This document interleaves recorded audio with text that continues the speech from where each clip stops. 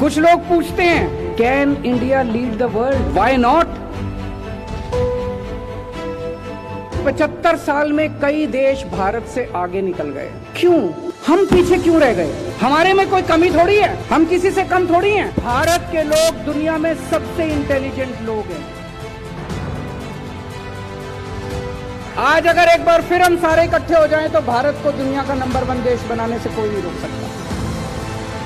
पूरा देश इस वक्त देशभक्ति के रस में डूबा हुआ है। अपने अपने तरीके से, नए नए तरीके से देश भर में लोग आजादी के 75 साल मना रहे हैं। ये समय उन सब शहीदों को याद करने का, जिन लोगों की शहादत की वजह से हम लोगों को आजादी मिली।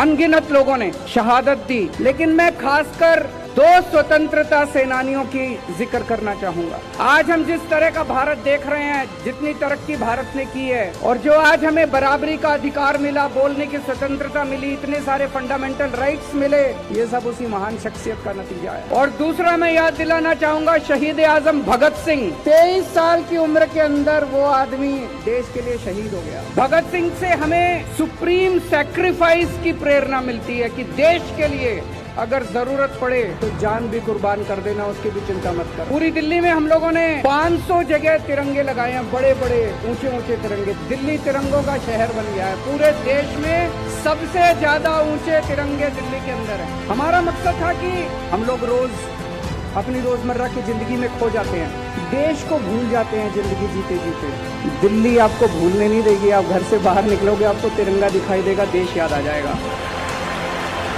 आजादी के 75 साल के इस मौके पे एक प्रश्न मन में उठता है। 75 साल में हमने काफी तरक्की की, काफी प्रगति की, लेकिन इन 75 साल में कई देश भारत से आगे निकल गए, क्यों?